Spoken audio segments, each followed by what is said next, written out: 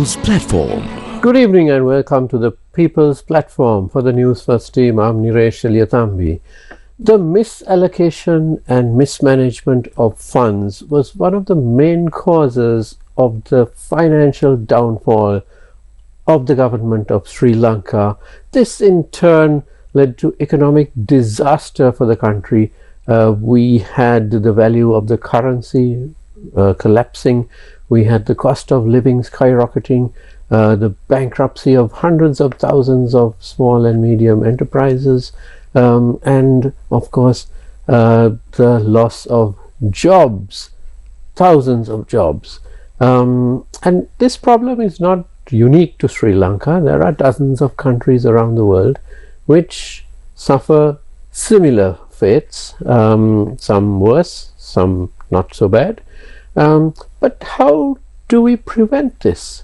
Do we leave it to our political leaders to take policy decisions and then a year or two later we turn around and say that's the wrong decision and it's led to so much misery? Or is there another method, a better method?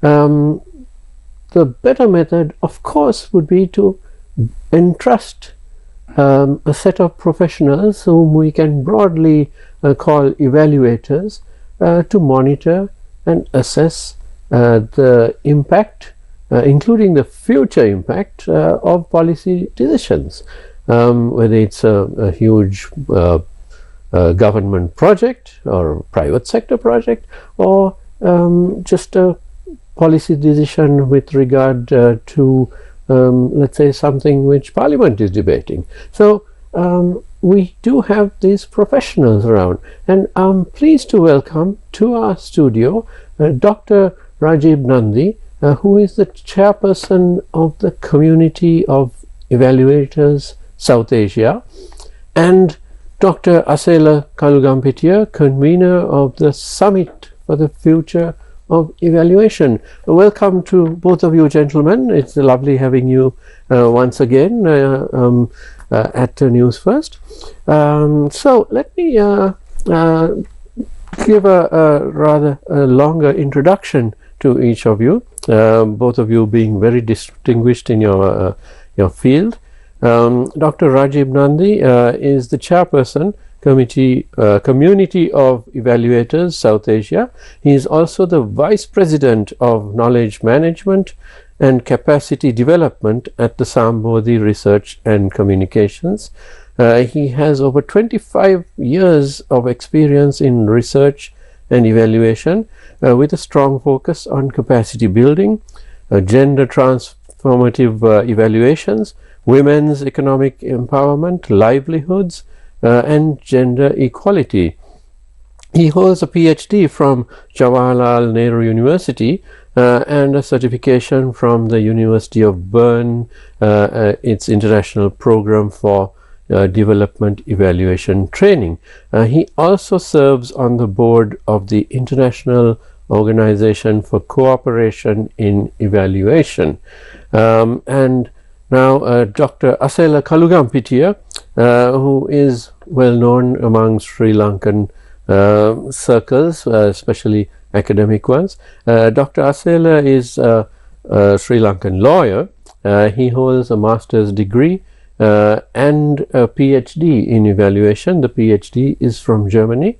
He is the immediate past president of the Asia Pacific Evaluation Association. Dr. Asela has been working in the monitoring and evaluation field for over 2 decades, including work for the United Nations as a monitoring and evaluation specialist. He is a visiting lecturer at the Master of Evaluation program of the University of Saarland in Germany, and a visiting lecturer of the monitoring and evaluation programs run at the University of Sri Jayawardenepura. His main expertise area is national evaluation capacity development. So very distinguished gentlemen in your fields, and broadly speaking, let's give an introduction to what evaluation is and what evaluators do. And I'd like Dr. Rajib to actually take us through what do we mean by evaluation, because that sounds rather complex, but it's actually not, isn't it? Okay, I mean, if we look at evaluation, definitely one is its technical part, because it's a technical job. You have to evaluate either a program or a policy, and you need approaches, methods, techniques of collecting data, and also to analyze that data, because ultimately your findings will be the key to take a decision. And these evaluation findings, we also call that, it's empowering the evidence. It's creating evidence which is based which are taken from the ground. Okay, so this is the technical part of it. But this technical part is not alone. You need a lot of other perspectives and competencies to conduct evaluation. Okay, then only you can make evaluation much more meaningful, much more impactful. You can say that yes, evaluation can be used for better decision making, for enabling people's better lives for people. So see, if present day, if you look at the present day, this lot of complex problems, lot of complexities, from climate crisis to different kind of inequalities, lot of geopolitical instability. Okay, but if you look at these issues, these problems, in one sense, these are interconnected, and evaluation is such a kind of tool which can unpack these complexities, okay, and tell you what we can do with evaluation, and what would be how we can use this approach much more meaningfully, and much more also keeping in mind about the inclusivity and equity. It's not only that what the program has done well or not done well, but it's beyond that. We can use evaluation in many other ways. I should stop here. Yeah. Right. Let me bring Dr. Asela in. Dr. Asela, you mentioned earlier to me about the 6 pillars which evaluators generally base their work on. Would you like to elaborate on that? Yes. First of all, thank you very much, Niresh, for inviting us for this program to make awareness about evaluation and also our programs, and we really appreciate this opportunity. Yes, when it comes to evaluation, just to add to what Dr. Rajib Nandi mentioned, and also to answer your question, there are 6 globally accepted criteria used for evaluations. One is relevance, effectiveness, efficiency, impact, coherence, and sustainability. So these criteria are used by professional evaluators to evaluate a program or intervention, even a policy. You mentioned about policies decided by countries or governments or politicians or policymakers. So professional evaluators evaluate policies as well. So any intervention evaluated, evaluators use these criteria, and we also say these are not only for evaluations. Even when you plan a program or intervention, even when you decide a policy, you can also see these criteria: the relevance, effectiveness, efficiency, impact, coherence, and sustainability of these programs and policies. This is very important. And there is a global organization called OECD, and there is specific division for that, Development Assistance Committee. They have developed these criteria, and most of the countries, evaluators and organizations use these criteria. So I think even for our country now, you mentioned about economic crisis in the country, the decisions made regarding this, whether these decisions are relevant to the country or the specific beneficiary group, right, or the community or the citizens in the country, or whether there is any resource out of these decisions or interventions implemented in this country. and what is the impact, ultimate result of this. Now if we take the any health program, now what is the ultimate impact? And this is, as Dr. Rajib also mentioned, this should be for better lives of people, right? And efficiency. Now we hear a lot of, of course through your media as well, some other media, about waste and not using resources very well. And if we are implementing a program, now it can be 100 rupees per person or 10,000 rupees per person. So how do we measure the effectiveness? That is also very important. How many people are involved, the staff involved for this intervention, and at the end it should lead to a result, right? Otherwise we have buildings, we have staff, we have spent a lot of rupees or dollars for intervention, and the result is very small. So that can't be. So that's effectiveness. And the sustainability. Now we hear many interventions, so we have started something, and during the support period it's happening or continuing. After the support stops, nothing happens. So that can't be the situation. There should be continuation, there should be sustainability. We see some buildings in some areas nobody occupies, I mean the public buildings, nobody use them. So those are also examples for that, right? So how do we ensure the resources we used ultimately make results for people's better lives? So that's ensures by these evaluations. So that's why we say that these criteria are important not only for evaluations but also for planning.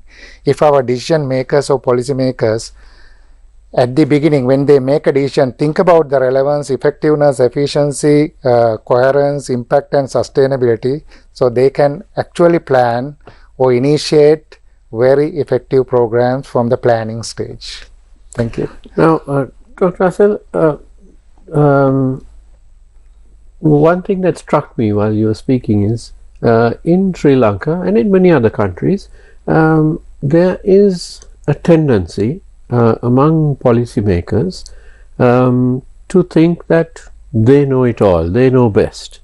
Some of them may actually be quite experienced in a particular field, but very often one's gut feeling or even one's years of experience can point you in the wrong direction. So you actually need a professional evaluation by evaluators such as those who you represent, who will look at it in a dispassionate way, each project, each policy, and come up with a report saying, well, what if you do this, this is the result. If you don't do this, this is the result. And actually say, well, this is what will happen to the environment, to the community, to the cash flow of the government, and so on. So in many aspects, in many respects rather, it's the opposite of experience, isn't it? Because experience can actually be quite misleading. You think you know something, but you haven't actually applied the logical parameters which you were speaking about. And I'm reminded of the captain of the Titanic, who had spent some 40 odd years at sea, and that was supposed to be his final voyage before retirement. So he was one of the most experienced captains at sea, and look at what happened. It was his experience, his confidence, which undid everything. So maybe that's a rather a dramatic example, but do you agree with my general I fully agree with you, and this is a very important point, Naresh, you mentioned, because now sometimes your personal opinions, your personal experience, your personal interest doesn't matter when you take decisions for others, especially leaders, politicians, policy makers. When they take decisions, of course they take decisions for the country, for the nation, also for the citizens, right? So of course, as you said, people have wealth of experience, wealth of knowledge, but at the same time, now when it comes to evaluation, we say that evaluations should be independent, credible, and useful. These three are very important. These three are key pillars for evaluation. So it should be independent. Now I may have my personal interest, my personal opinion, this should be the way it should happen for this community, but at the same time we should see, okay, what has happened already, and clearly assessed by a professional evaluator based on data collected from that field, and also analyze those data and come up with findings and recommendations. So I should consider those evaluative evidence for my decision making, my planning, the government or my organization or the community. So it's very important, this independent evaluative information for decision making. So that's why I fully agree with you. And sometimes people think, okay, I'm taking this decision because of this, because of my country, for my people. But at the same time, that decision might not be the best decision if it is not supported by evidence, evaluative evidence. And at the same time, we know that many failed projects, interventions, national programs even, right?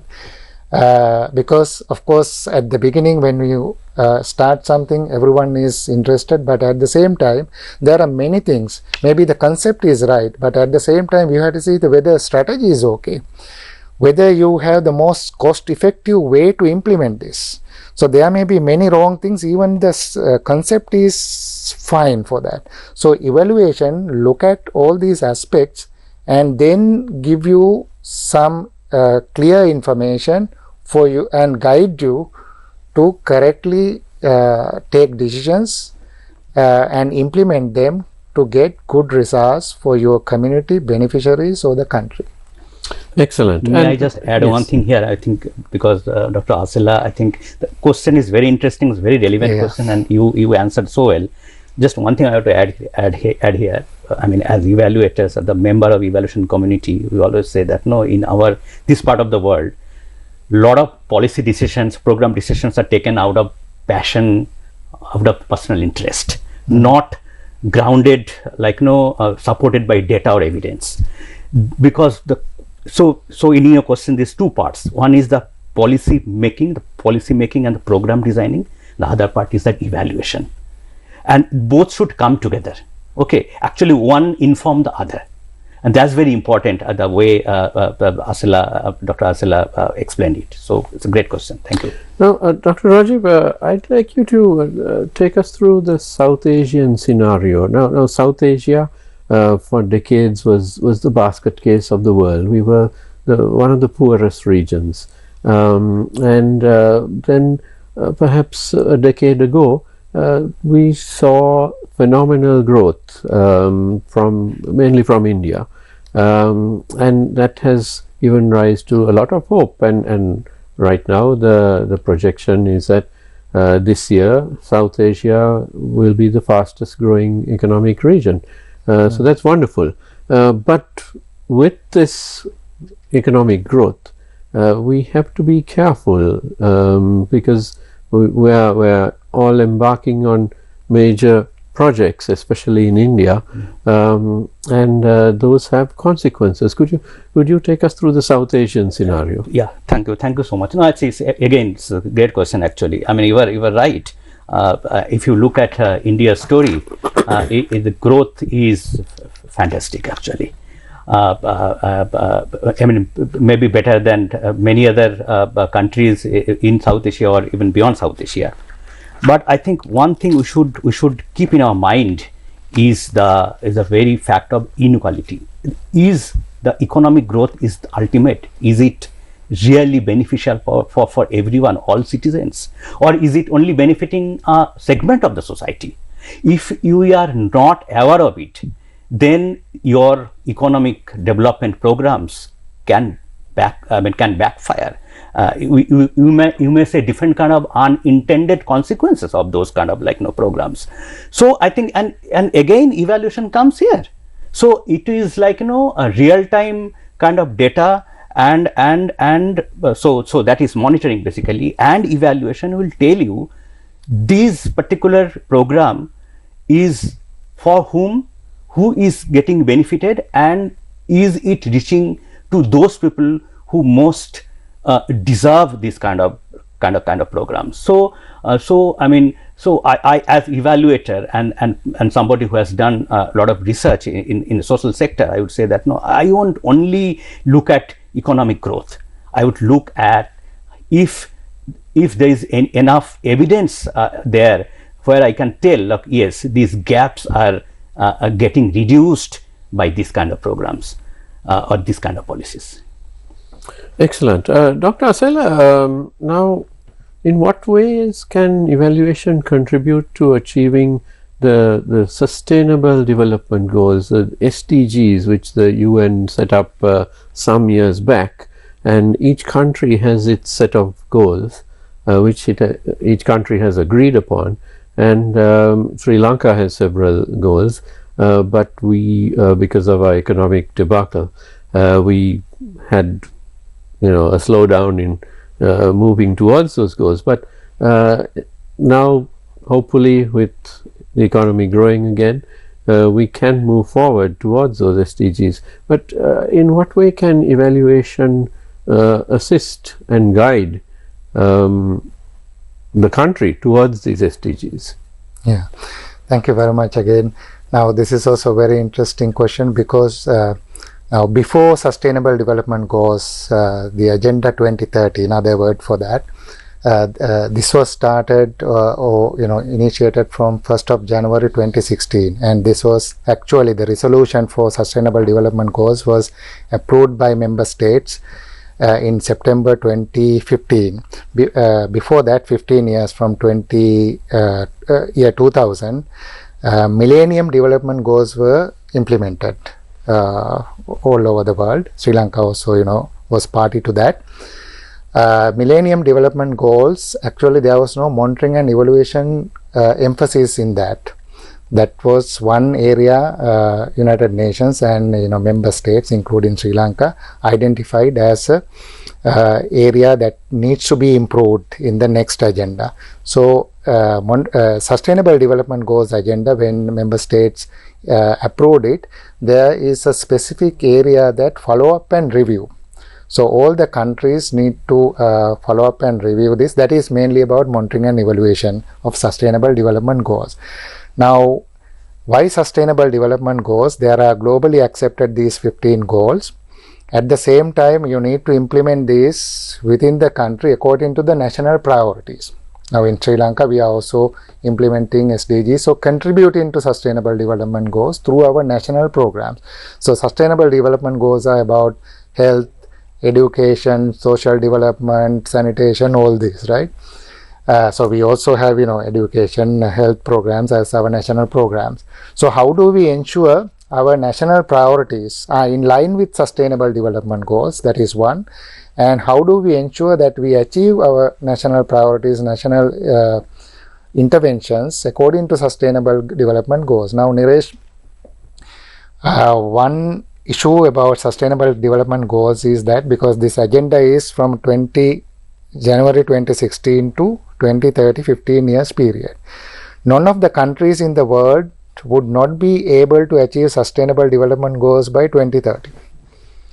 Because of course you need to have robust monitoring and evaluation system to inform your decisions and take decisions, and why you can't achieve, what are the lacking areas, and improve your programs, otherwise you can't.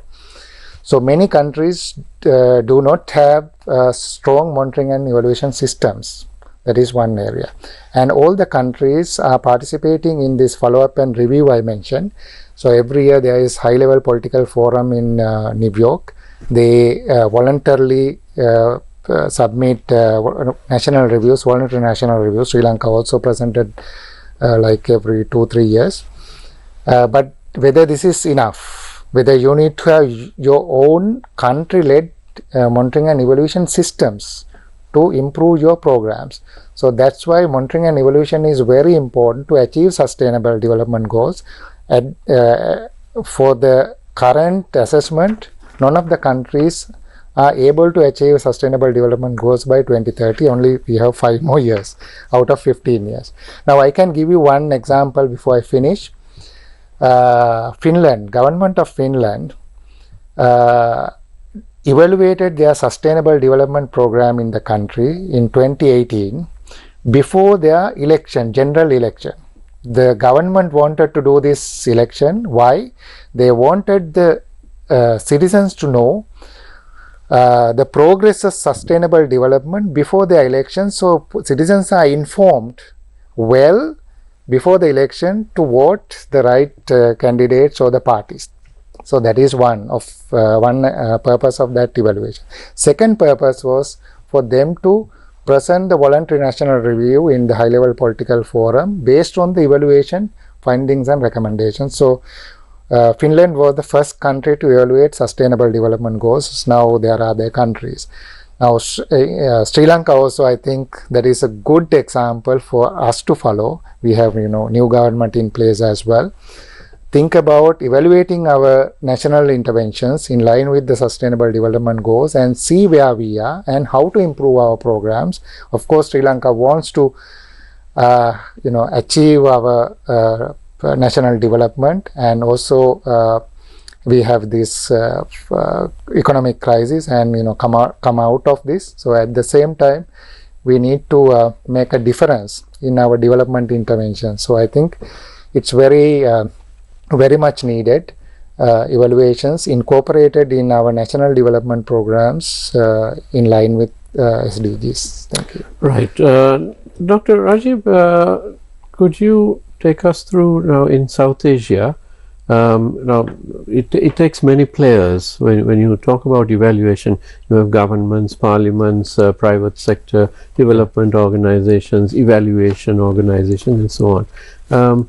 But over the past few years, there has been a greater awareness of the importance of evaluation.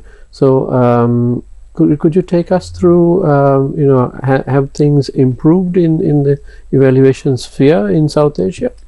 Oh, absolutely, absolutely. Before that, let me start my answer with one thing. I think you very rightly pointed out at the beginning of your question that many stakeholders are there. So it's government, it's private players. There are kind of development agencies, multilateral, bilateral agencies. So all are there. So when we talk about evaluation, when we talk about creating kind of a system that can bring change, we should take kind of a whole ecosystem approach, keeping in our mind that there are multiple players. Okay, having said that, let me come back to your second part of your question, what kind of progress has happened in South Asia. Let me tell you one thing, if we take the case of India, often we say, our evaluators say that because evaluation is kind of a practice and discourse that has been originated in global north. Okay. And we are lagging behind. We are many years, at least 2 decades behind, kind of systems in many developed countries already established. But in India, after it got independence from the British, 1947, 1950, it established a planning commission, and within the planning commission, they established a program evaluation organization, PO. Okay, and which did initially fantastic, because every planning, whatever plan you do, and there was a system, a mechanism, a body, an organization, an institution to monitor and evaluate that program. It did really well till late 70s, but after that somehow, mid 70s maybe, and after that somehow it collapsed for many reasons, and political reason is one thing, means power positions, who holds more power. When you talk about allocation of budget, when you talk about designing a program, and then when you talk about doing monitoring and evaluation of that program, that means that within those 6 criteria it's doing well or not well, then these power positions come and people think that no, I am much more powerful and than you. So who are you to tell me what program I designed to tell that no, this program has not done well? So that is one basic thing, but many other reasons. It's a complex thing. It's different. If it's not, India is a big country, and like lot of organizations, lot of institutions, the center, the state. So those kind of contests are also there. And second thing, what happened? Evaluation was never became a public discourse in India, even though they had a system, a very robust system. It couldn't become, evaluation couldn't be taken to the people. Ultimately, for whom we do evaluation? We do evaluation for people. But those findings, those recommendations never took back to people and to tell, look, this program was designed for you, but now you see what has happened for that program. So that's one part. But still, I think if you look at India, definitely they have a pretty good monitoring and evaluation system and mechanism, though we don't have a policy there. On the other hand, Nepal and Sri Lanka, they have now evaluation policies. And I think very recently, last year, before this political turmoil in Bangladesh, I think they also set up a parliamentary kind of a commission to set up systems and to see how things are moving in terms of implementing programs and see what results they are giving. So to some extent, that it's happening. It's slow, but that's where the evaluation associations come. Okay. To encourage government, to encourage other bodies. Like in India, is a huge body is the civil society organizations there. It's a huge body, and they are a key player in implementing development programs. But they may not have any mechanism or because evaluation has not been institutionalized fully. None of these countries. So I would like to stop here and yeah. Right. We need to take a short commercial break now. I am in conversation with Dr. Rajib Nandi and Dr. Asela Kalugampitiya on the very crucial topic of evaluation. Don't go away, we'll be right back after this.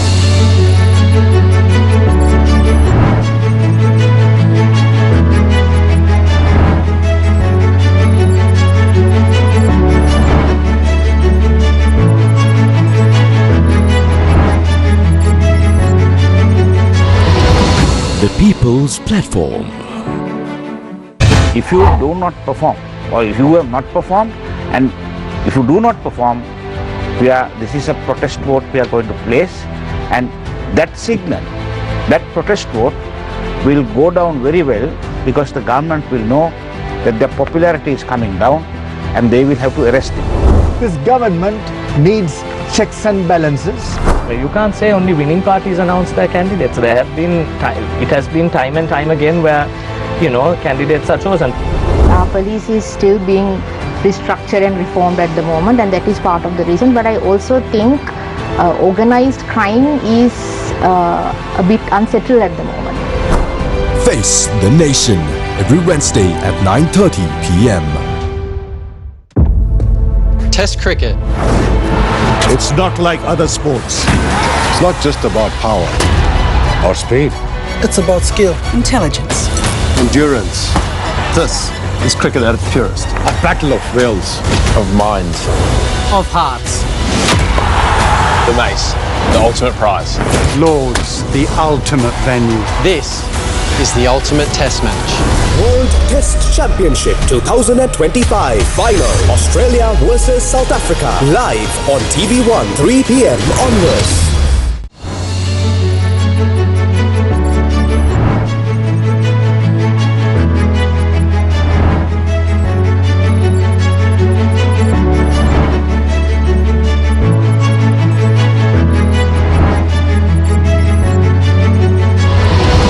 The People's Platform. Welcome back to the People's Platform. I am in conversation with two very learned and interesting gentlemen, Dr. Rajib Nandi and Dr. Asela Kalugampitiya. Dr. Asela, I'd like you to tell us a little bit about Sri Lanka. Are we demonstrating a commitment towards evaluation? Have we learned from our past mistakes? and the horrendous mistakes that we made as a nation under successive governments, are we now giving evaluation its pride of place so that we won't end up in dire straits again? Yeah, thank you very much again. Now, when it comes to Sri Lanka, national evaluation, monitoring and evaluation systems, as Dr. Rajib mentioned, Sri Lanka has national evaluation policy endorsed by the Cabinet of Ministers on 26 June 2018. So, Sri Lanka is the first country in South Asia having an endorsed national evaluation policy. But of course, as you know, that we became a bankrupt country, right? Then government took serious, assessment, did assessment on this situation, and then realized that lack of monitoring and evaluation systems caused, some failures in the country. So based on that, government checked, what happened, and realized that the national evaluation policy was not implemented properly. So based on that, on 8th September 2023, the President at that time launched National Evaluation Policy Implementation Framework. So this is to implement the National Evaluation Policy. And then at the same time, government issued a circular that all the ministries and departments, the public institutions, should conduct evaluations. So we used to have the National Evaluation Policy, but it was not implemented. So government took actions, as you said, whether we have learned anything and improved things. So this is one area, I think we have learned that we have not implemented National Evaluation Policy, and then the government took immediate action to implement it.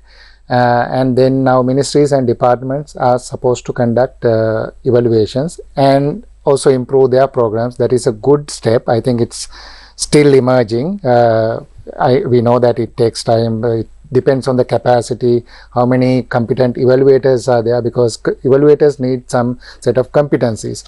At the same time, the Parliament of Sri Lanka in 2019 appointed Parliament Select Committee on Evaluation. This is the Parliament Select Committee report. This is a very important report, because Parliament, as far as I know, this is the first Parliament in any Parliament around the world appointed or established a Parliament Committee for Evaluation. And this committee comprises of members from different parties, and at that time the Deputy Speaker Honorable Ananda Kumarasiri chaired the Parliament Select Committee, and the committee developed National Evaluation Policy. The Parliament Committee developed that, but it is still not approved by the Parliament, and this report includes that, which is very interesting and important bill. And I would expect at least the current government take action on that and submit it to the Parliament for approval. So Parliament Select Committee made some important recommendations. One is to enact the National Evaluation Bill. Second is to actually establish Standing Committee on Evaluation. So standing committees are permanent committees. So even the Parliament is dissolved and new Parliament comes up, so there will be they have to establish or appoint the Parliament Select Committee, the Standing Committee again, because it is a permanent committee. So that's very important steps from the Parliament. This is we called institutionalization of evaluation within the Parliament. And also the Parliament Research Committee was built, their capacity was built on evaluation as well. At the same time, I must say Sri Lanka, the University of Sri Jayewardenepura has monitoring and evaluation courses. In South Asia, this is the only university running academic courses on monitoring and evaluation, formal courses. This is one of the courses. There are actually 2 courses running, and university is going to start master degree in monitoring and evaluation as well. When it is started, it will be the first master degree in Asia Pacific region, I must say. That's excellent news indeed. Could you also touch on the Eval for Action campaign, which you spoke to me about earlier? Yeah, Eval for Action campaign is a global digital advocacy campaign to actually promote achieving sustainable development goals. As I said before, none of the countries are able to achieve sustainable development goals by 2030 at this speed, this rate. We have only 5 years left to achieve sustainable development goals. So how to accelerate achieving sustainable development goals? Missing link is evaluation. So that's why Eval for Action campaign was launched as a digital global campaign. And this is co-led by UNFP, United Nations Population Fund Independent Evaluation Office, and Eval Youth Global Network, Global Parliamentarians Forum for Evaluation, and Honorable Kabir Hashim from Sri Lanka is the chair of that forum. And then International Organization for Cooperation in Evaluation, IOC. These are the 4 co-leaders, 4 organizations. And there are more than 170 partners around the world. These are evaluation associations, Evaluate chapters, private sector organizations, United Nations agencies, and some NGOs as well. So this campaign promotes several initiatives. One featured initiative is Youth in Evaluation, how to meaningfully engage youth in evaluation, because their voice matters, their participation is important to make sustainable development, how to achieve sustainable development. So in this case, youth participation is very important. So that's why we promote meaningful engagement of youth in evaluation, all phases of evaluation. So that's the Eval for Action campaign. Excellent. And Dr. Rajib, now we have an important event which is taking place next week in the field of evaluation here in Colombo. Yeah. Would you like to tell us about it? Yeah, absolutely. Happy to talk about this event, and we have come here primarily for that event only. So an event is happening from 27th to 30th of May in Colombo, and call it Evaluation Conclave 2025 and the Summit for the Future of Evaluation, jointly organized by Community of Evaluators South Asia and Eval for Action campaign. So all the leaders of Eval for Action are also coming together and doing this event. So if you look at this event, it's a 4-day event. There are 3 distinct components in this 3-day event. The first is more about building capacities and competencies, because for long we have been telling, I think in this discussion also sometime we mentioned that it's still evaluation is a global north driven kind of a practice.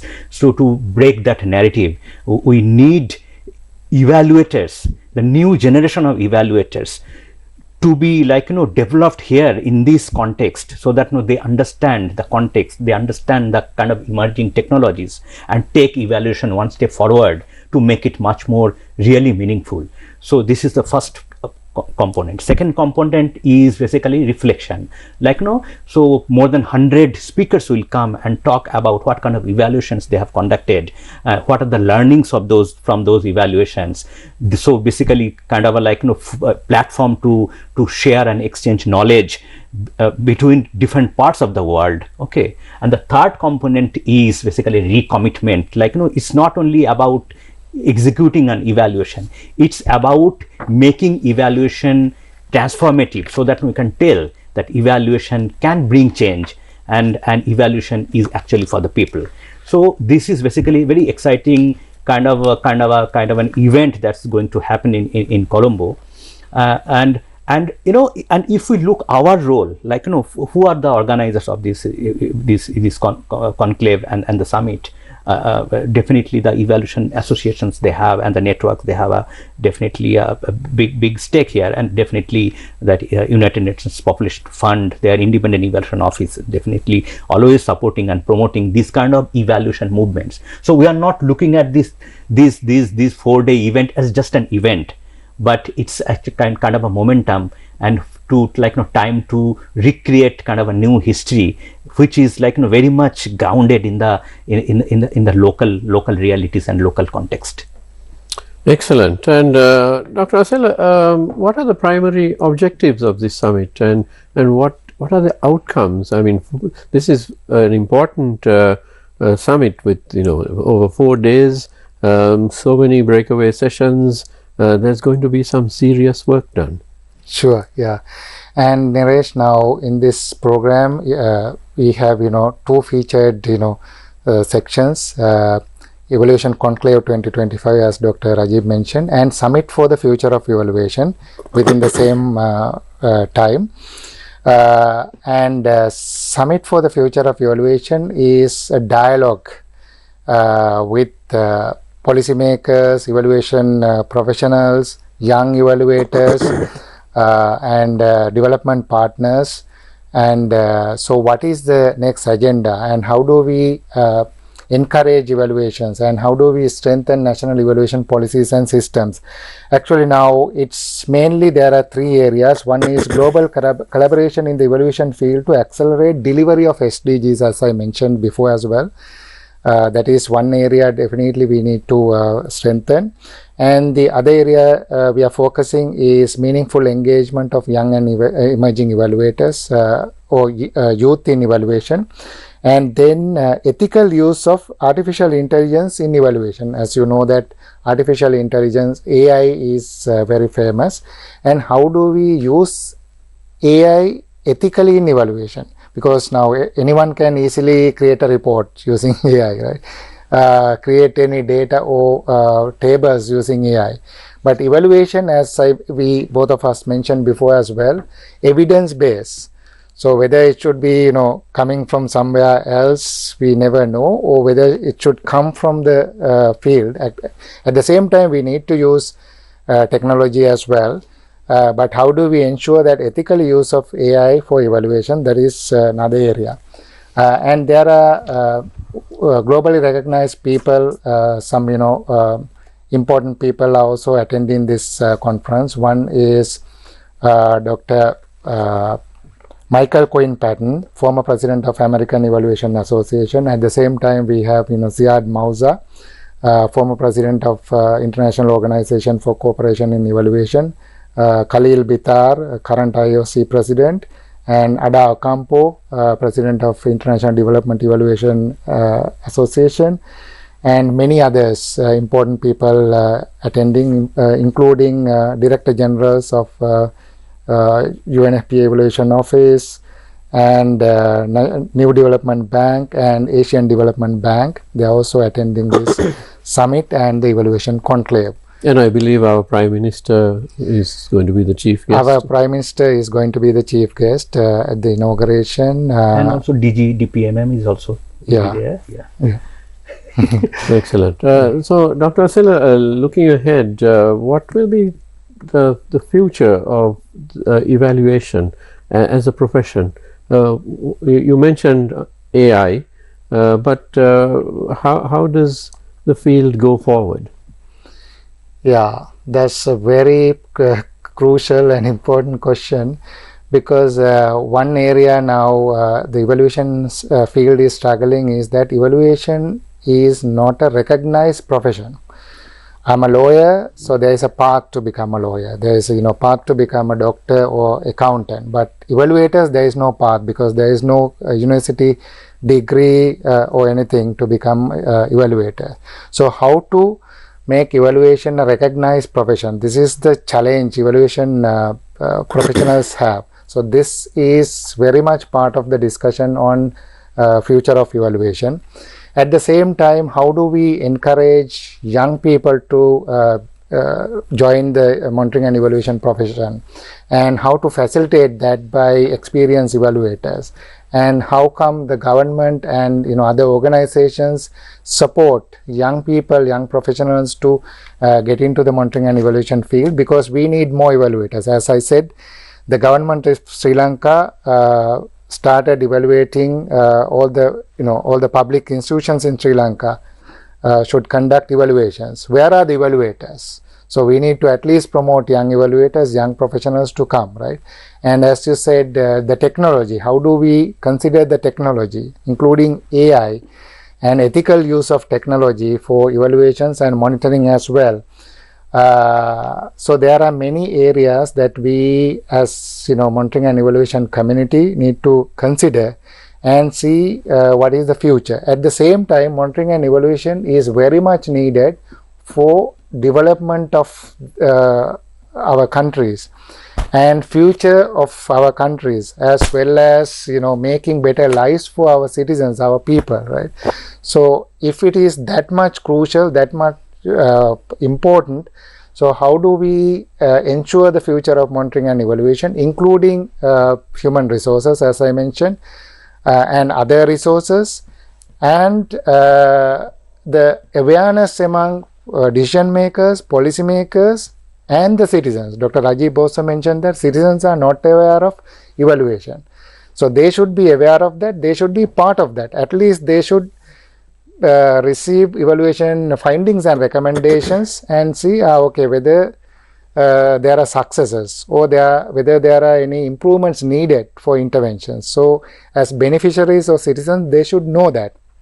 So they should know the value of evaluation. Now many people know okay, audits, when it comes to audits, people know that because media also mention about audits, but they rarely hear about evaluation. So we need to raise awareness about evaluations among citizens or people, then they know the value, and definitely people will also demand evaluations. Then governments, politicians or decision makers have to conduct evaluations and also submit evaluation reports and say this is the evaluation of this program, project or policy, right? So those are very much needed, and priority is when it comes to future of evaluation. Thank you. Excellent. And Dr. Rajib, your final thoughts as we conclude.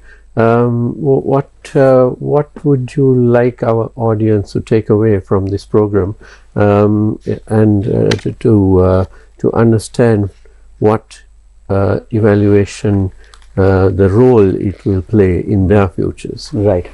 Thank you so much. It's a great question again. I mean, what Dr. Asela said, taking clue from his response, like, no, we evaluators, we have been telling for some time now that it's a profession, okay, but it is different from other professions. Why that difference comes?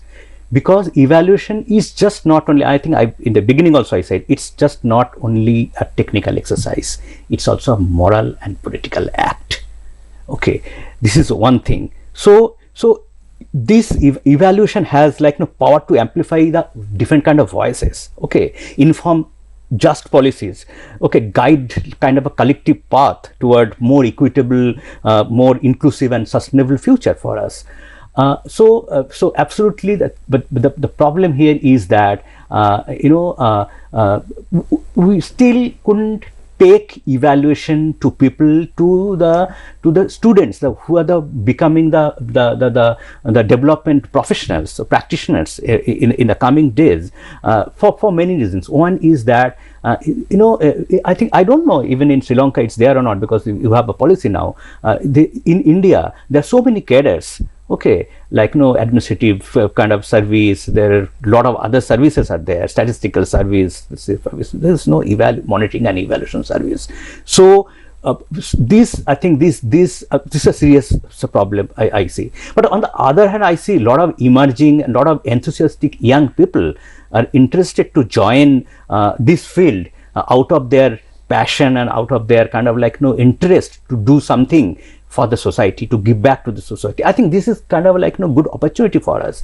From this, I mean, I always say, like, these are not events, these are movements, the kind of event we are doing. And I see the result of this movement is that we already produced a lot of champions from all over the world. Many of them are coming actually to attend this event. So my concluding kind of statement, not statement, but my narratives would be make evaluation much more kind of courageous, innovative, and driven by kind of local context, local realities, but driven by global solidarities. Excellent. And Dr. Asela, your final thoughts? I think yes, evaluation should be closer to people and policymakers as well. We know that evaluation reports are this thick, so even policymakers or decision makers are not able to use that. Now, government of South Africa, they have a policy evaluation reports 2551 full report is 25 pages, for the executive summary is 5 pages, for decision makers is 1 page. So decision makers can easily find findings and recommendations from the evaluation and take decisions. So I think evaluation community, evaluation professionals should think about, how to communicate evaluation results user friendly for others to easily use that.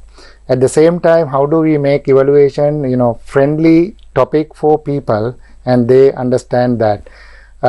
So evaluations are important even for your life. Now we talk about evaluative thinking. If you have evaluative thinking for your life, at home, your organization, your country, then we always look back, reflect, and we know that this is the area we need to improve, and definitely we can improve that. So let's have evaluative thinking, right?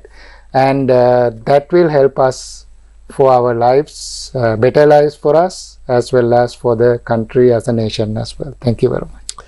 Thank you very much, and I'm afraid we are out of time. It's been a very interesting and engrossing topic indeed. I certainly learned a lot, and I'm sure you did at home as well. My thanks to my guest, Dr. Rajib Nandi, Chairperson of the Community of Evaluators of South Asia, and Dr. Asela Kalugampitiya, who of course is well known as a lawyer and an evaluator and an academic teaching at the University of Sri Jayawardenepura and other universities. Thank you very much, gentlemen. It's been a pleasure having you. Thank you very much. Thank you so much. And thank you to you at home for watching. Don't go away because news is coming up next. Have a great weekend.